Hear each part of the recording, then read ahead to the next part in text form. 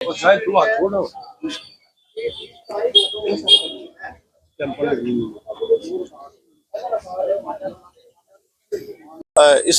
मैं आप सबको बता दूं कि हमारी जो ये चिकन और मीट की जो शॉप्स हैं जहां पर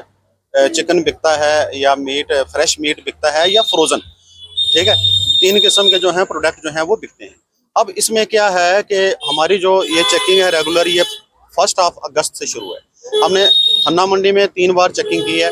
क्योंकि वहाँ पर भी पहले एक हमें किसी ने कंप्लेन दी थी कि भाई वहाँ पर कश्मीर से माल आता है, तो इसलिए फिर हम खन्ना मंडी में गए और वहाँ पर जाकर के हमने 3 बार जाकर के चेकिंग की, लेकिन वहाँ पर हमें किसी भी किस्म का ऐसा प्रोडक्ट नहीं मिला कि जो उन्होंने स्टोर करके रखा हो। जहाँ तक फ्रोजन, अब इसमें एक कैटेगरी आती है फ्रोजन। फ्रोजन जो प्रोडक्ट्स होते हैं,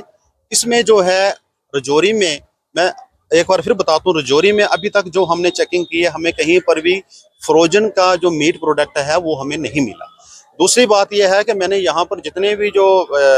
FBOs हैं जो डील करते हैं मीट और मीट प्रोडक्ट्स के साथ, उनको मैंने बोला है कि फ्रोजन मीट प्रोडक्ट जो है उसको -18 डिग्री सेल्सियस या उस पर कम टेम्परेचर पर स्टोर किया जाता है, और वो जो इनके पास नॉर्मल जो फ्रीजर हैं वो -18 डिग्री या उससे कम जो है उनकी कैपेसिटी नहीं है। तो इसलिए मैंने इन सबको ये डायरेक्शन दी है कि अगर फ्रोजन मीट प्रोडक्ट जो है अगर वो लाना तो वो किसी एक ब्रांडेड कंपनी से लाएं जिसके ऊपर उसका प्रोडक्ट का नाम हो, मैन्युफैक्चरर या प्रोसेसिंग यूनिट का एड्रेस हो, लॉट नंबर हो, बैच नंबर हो, डेट ऑफ मैन्युफैक्चरिंग हो, बेस्ट बिफोर हो, इंग्रेडिएंट्स हो, ये सारी की सारी चीज़ें मेंशन होनी चाहिए। तो लेबलिंग इंफॉर्मेशन जितनी भी है वो सारी की सारी लिखी हुई होनी चाहिए, और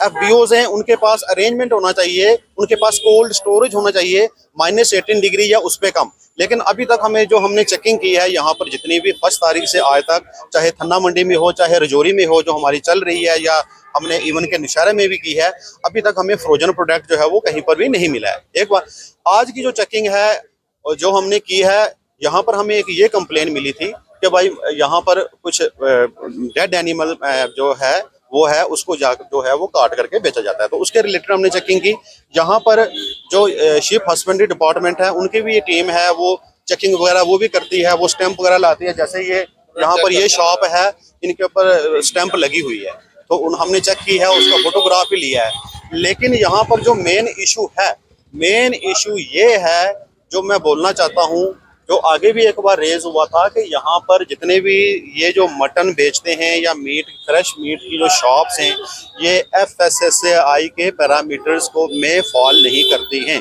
अब मेन इशू है कि फिर आगे फर्दर क्या, फर्दर जो हमने इनको बोला था कि आपके पास जो अवेलेबल शॉप्स हैं, जितना भी आपके पास है वहाँ पर टाइलिंग होनी चाहिए। अब टाइलिंग जो है, जैसे मैं आपको बताऊं कि इस तरफ देखो छोटे छोटे ये इन्होंने खोखे बनाए हुए हैं, इन्होंने अंदर फ्रिजर रखा हुआ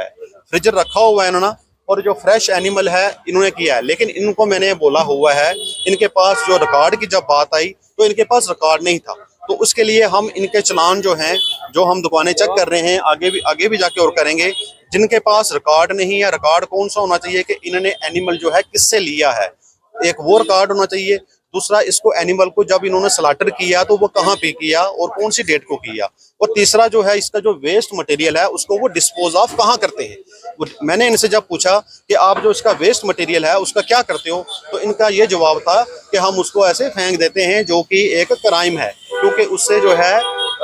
बहुत बड़ा इशू क्रिएट होता है। हालांकि उसको डिस्पोज ऑफ करने के लिए या तो इनका म्यूनसिपलिटी के साथ कोई ना कोई रास्ता जो है वो होना चाहिए, जो कि है नहीं है। तो मैंने इनको डायरेक्शन दी है इनको कि आपने जो माल जो है, या म्यूनसिपलिटी की गाड़ी आती है या म्यूनसिपलिटी वालों के साथ इनका जो है एक वो कंटेक्ट करना चाहिए, और वो रोजाना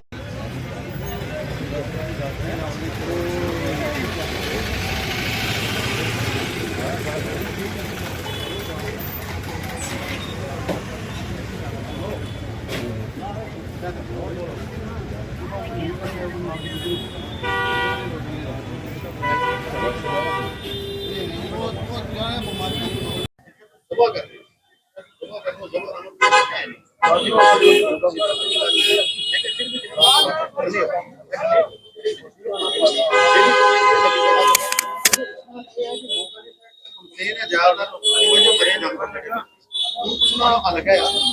स्लाटर उससे है नहीं, सबका